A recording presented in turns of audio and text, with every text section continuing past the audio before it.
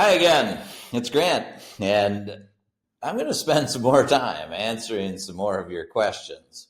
I've taken some of these questions and put them into a group here. So these are about speaking and speaking confident business English. I'm going to try to answer, I don't know, maybe 3 questions today, and I'll try to give you the short answer first, and then I'll go into some more detail with each of these answers as I go through. So if you're ready to get started and you're enjoying these, I'm just going to keep answering these questions for a while. Please share in the comments if you really like this format or not, because I'm going to do a few more of these because you have sent a lot of questions in. Okay, let's get started. The first question is, how much time should I spend studying English every day? Well, I think there's some really important parts of this question. So I would say somewhere around 20 or 30 minutes a day is something that would really, really work well. And I've seen it happen. Second, to be really consistent. So consistency is much more important than long study sessions. And last, I would really recommend that you mix speaking and listening with reading, but speak as much as you can. That's what builds confident speaking. Let me talk a little bit more about this. So this idea of 20 to 30 minutes a day, I think is really important, because don't make it 2 hours, 3 hours a day. That's really hard to do for a long period of time. And honestly, it's boring to go through and do this for 2, 3, 4 hours a day. I know some of you do this, but I don't think you get the best results. And so I think by doing this for 20 or 30 minutes a day, that's real. That's something that you can do, and it really works. And it goes to the second part, which is consistency. And I've seen it so many different times that instead of having these really long study sessions, it's much more important to just be consistent. So instead of saying, okay, I'm going to study for 3 hours on Saturday and 3 hours on Monday night, be consistent and try to change that. So you get your 6 hours, but spread that over more time. So you're doing something for 30 minutes a day, 40 minutes a day, whatever it is. But if you keep it to 20 or 30 minutes and you're really focused, then you can really get some great results to take place from doing that. And the last thing I said was to mix speaking, listening, and reading, but speak as much as you can. I'm a huge believer that speaking is what builds confidence. And most of you spend a lot of time learning English, but not using English. And you need to speak. So if you're focused on reading and you enjoy reading, read out loud. Take a book, read it out loud in English, and get yourself to speak. But by combining reading and speaking, you're doing 2 things at once. Listening is super important, especially if you can listen without subtitles. It really works well. But try to focus as much speaking as you can. After all, the whole idea here is to be able to confidently speak. That's what you want to do. So spend time speaking. And that means you need to speak by yourself out loud. That's not always comfortable. But the more you speak out loud, the more natural and normal it becomes. You can't learn to be a confident speaker unless you speak. You must speak. Okay? So spend time doing that. Really consistent. Every day, 20 to 30 minutes, be consistent and speak as much as you can. Of course, listening and reading are also really important. Okay? Let's take a look at the next question that somebody asked here. So the question is, what should I say if I forget an English word in the middle of a sentence? I laugh about this because I forget English words in the middle of a sentence. So don't worry about it, would be the real answer.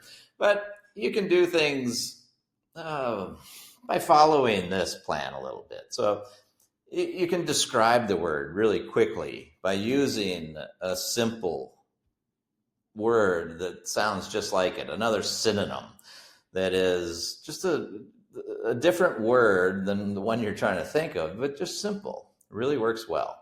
And then give an example of what you're thinking. Give an example of that word. And it works really, really well. So let me go into a little bit of detail about this. And I've done this all the time. And I think you have to realize that all of us forget words in our native language when we're trying to speak. It happens to me all the time when I'm working with clients. So don't feel bad about it. Stay confident. We all forget words in any language we're using. But don't try to, I don't remember, and get frustrated about it. But instead, just use a simple, different word that describes this same word that you can't remember. Just be simple, because there's always another word that can describe what you're thinking. So it's okay to just use different words that mean the same thing, but they're simple. And I think the real key here is to include an example. And when you do that and you say, what I'm thinking about is, I can't remember the perfect word I'm looking for, but it's just like a green tree. As an example, it's just like this. And you go on, you tell a little story, or you give an example. The real benefit is that the person you're talking to most of the time has no idea that you can't think of whatever the right word is.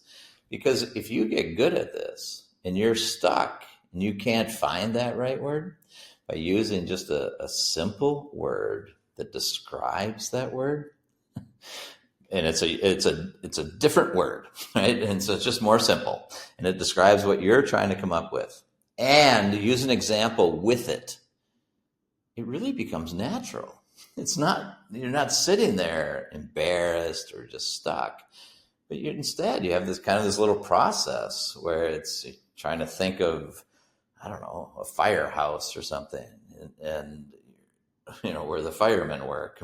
You can't remember the word firehouse. Instead, it's like, it's that red house where the firemen work.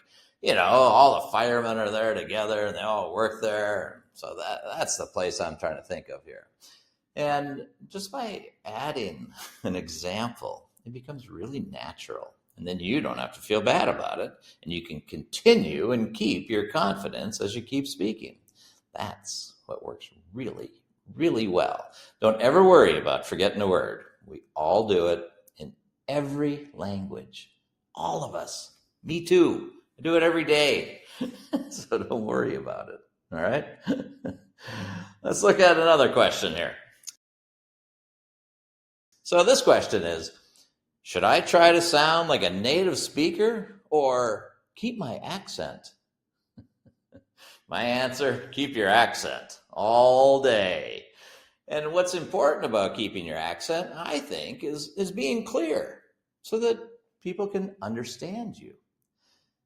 I also think that you should keep that natural voice of yours, because it just will make all of your English speaking much more comfortable. And last, I'd say focus on your confidence and on your tone by having feeling with your natural voice. So all those things work really well together. Let me dive into each of those a little bit more. To me, the first thing I talked about was being clear. So keep your accent. I love accents. I think it's fantastic.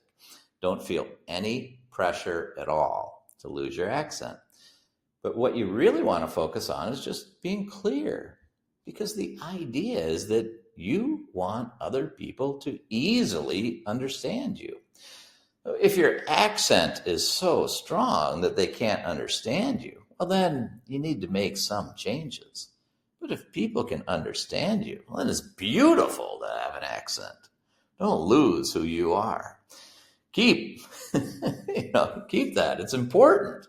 We all have pride of where we're from and our country and our people and our culture. So keep that. But make sure when you speak that people can understand you. That to me is what the most important part is. Everybody asks me all the time, oh, what about my pronunciation and my accent? Well, pronunciation is important, but to the point of, are you speaking clearly? Can somebody understand you? It's okay to speak with an accent. I think it's beautiful. I love when people just can naturally speak with their own accent in English.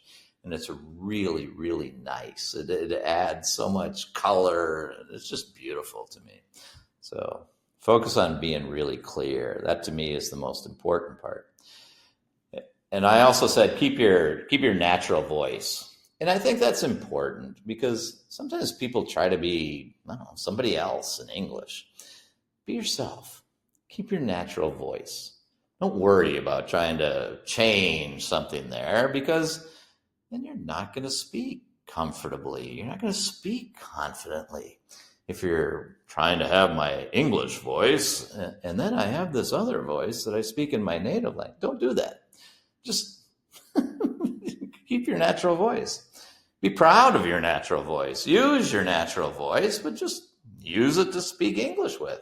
English is only a tool. That's all it is. So keep your natural voice. Enjoy it. Speak with lots and lots of confidence. And that's part of what I said for the last part of this answer, is to really focus on confidence, tone, and feeling. And I think that's what's really important, is that you're speaking confidently. One of the big things that I share all the time with my clients is, can you speak with feeling? Because if you speak with feeling, then you're communicating. And I find people speak with feeling. They speak more confidently. And they just speak more naturally.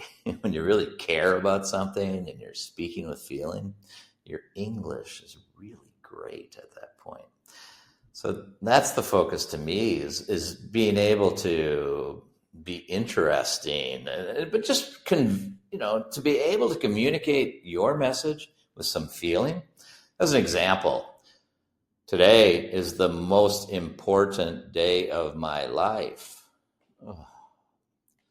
Use your accent. Keep your accent. Today is the most important day of my life. When you add a little bit of heart and some feeling to your English, and you keep your accent, then you're winning. And everything comes together at that point.